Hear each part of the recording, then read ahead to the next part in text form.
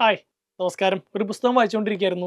Same soul many bodies, doctor Brian വെയ്സിൻ്റെ ആണ്.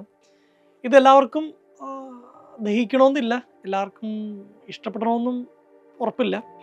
നമുക്കൊരൊറ്റ സോളും ഒരുപാട് ബോഡീസ് ഉണ്ടെന്ന് പറയാം. അതായത് നമ്മൾ മരിച്ചു കഴിയുമ്പോൾ നമ്മൾ ഈ ശരീരത്തെ ഇവിടെ ഉപേക്ഷിക്കുന്നു, നമ്മുടെ ആത്മാവ് പിന്നെ സഞ്ചരിക്കുന്നു, വീണ്ടും ജന്മം എടുക്കുന്നു എന്നൊക്കെയാണ് ഇദ്ദേഹം പറയുന്നത്. അതായത് രോഗികളെ ഇങ്ങനെ ഹിപ്നോട്ടൈസ് ചെയ്യുമ്പോൾ പാസ്റ്റ് റിഗ്രഷൻ അനാലിസിസ് എന്നൊരു പ്രോഗ്രാം ഉണ്ട്. എന്നുവെച്ചാൽ ഇങ്ങനെ മൈക്ക് കിടത്തിയിട്ട് അവരോട് ചോദ്യങ്ങൾ ചോദിക്കുന്നു, മെല്ലെ അവർ സബ് കോൺഷ്യസിലോട്ട് പോയിട്ട് അവരോട് സംസാരിക്കുമ്പോൾ ആ സബ് കോൺഷ്യസിൽ പഴയ ജന്മങ്ങളുടെ മെമ്മറിയൊക്കെ ഉണ്ടെന്നാണ് ഈ പുസ്തകം പറയുന്നത്. നിങ്ങൾക്കിത് ഫിക്ഷൻ പോലെ വായിക്കാം, നിങ്ങൾ ഇത്തരം വിശ്വാസങ്ങളിൽ താല്പര്യമില്ലാത്ത ആളാണെങ്കിൽ അങ്ങനെ കാണാം. ബട്ട് ഞാൻ പറയാൻ ആഗ്രഹിക്കുന്നത്, ഇത് വായിച്ചുകൊണ്ടിരിക്കുമ്പോൾ ഇദ്ദേഹം പറയുന്നൊരു കാര്യമുണ്ട്, ഓരോ ജന്മത്തിലും ഓരോ ലേണിംഗ് ഉണ്ടാവുമെന്ന് പറയാം. പക്ഷെ എല്ലാ ജന്മങ്ങളിലും കോമൺ ആയിട്ട് ഒരാൾക്ക് ഉണ്ടാകേണ്ടത് ഒരൊറ്റ കാര്യമാണ്, ബി മോർ ജെന്റിൽ എന്നാണ്. മറ്റുള്ളവരോട് കുറച്ചും കൂടിയൊക്കെ ജെന്റിലായി പെരുമാറുക.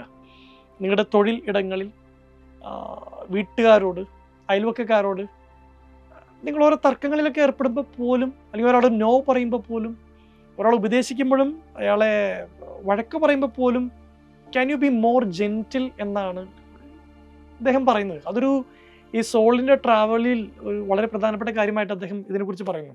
ഒരു ഉദാഹരണത്തിന് ഇപ്പോൾ IPL മാച്ചൊക്കെ നടക്കുന്നുണ്ട്. ഹർദിക് പാണ്ഡ്യ ബാറ്റ് ചെയ്യാൻ വരുമ്പോൾ, അല്ലെങ്കിൽ അദ്ദേഹം ഫീൽഡ് സെറ്റ് ചെയ്യുമ്പോൾ രോഹിത് ശർമ്മയോടൊന്ന് മാറി കുറച്ച് കയറി നിൽക്കാൻ പറയുമ്പോൾ ക്രൗഡ് ഭയങ്കരമായിട്ട് കൂവുന്നുണ്ട്. കൃത്യമായൊരു എതിർപ്പ് പാണ്ഡ്യയോടുണ്ട്. കാരണം മുംബൈ ഇന്ത്യൻസിൻ്റെ ക്യാപ്റ്റൻ രോഹിത് ആയിരുന്നു, ക്യാപ്റ്റൻ സ്ഥാനം തട്ടിയെടുത്തതാണെന്നുള്ള രീതിയിലൊക്കെയുള്ള സംസാരമുണ്ട്. അപ്പം കഴിഞ്ഞ അവിടെ ഇതുപോലെ എല്ലാവരും കൂവുന്ന നേരത്ത് ക്രൗഡിൻ്റെ തൊട്ട് മുമ്പിലാണ് രോഹിത് ശർമ്മ ഉള്ളത്.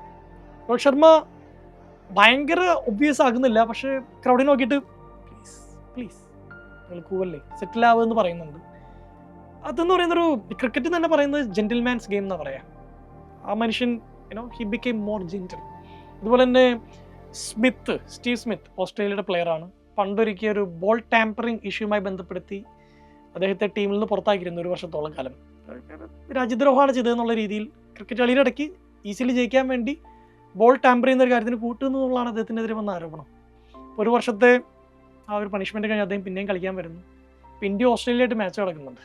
ആ സമയത്ത് സ്മിത്ത് ഫീൽഡ് ചെയ്യുന്ന സ്ഥലത്ത് വിരാട് കോഹ്ലി ബാറ്റ് ചെയ്യാണ്, സ്മിത്ത് ഫീൽഡ് ചെയ്യുന്നു, ബൗണ്ടറിയുടെ അടുത്താണ്.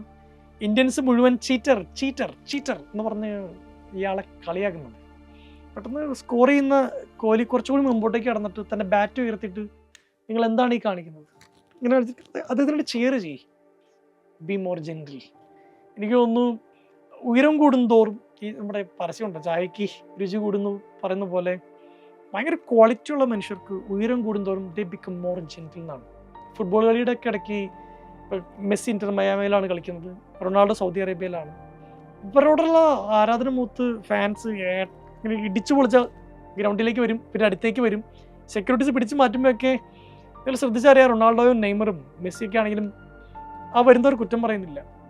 അവർ ചേർത്ത് പിടിക്കുന്നു, സെക്യൂരിറ്റീസോട് മാറിയിരിക്കുന്നു പറയുന്നു, അവരെ സേഫാക്കി പുറത്തേക്ക് വിടുന്നു. ബി ജെന്റിൽ എന്നുള്ളതൊരു ക്വാളിറ്റിയാണ്. നിങ്ങൾ എന്നെ കേൾക്കുമ്പോൾ വെറുതെ മനസ്സിലേക്ക് ഈ ഒരു വാചകം ആഡ് ചെയ്യാവുന്നതാണ്, can I be more gentle. ഞാൻ ഇടപെടുന്ന മനുഷ്യരോട് എൻ്റെ തൊഴിലിടത്തിൽ can I be more gentle. Thank U.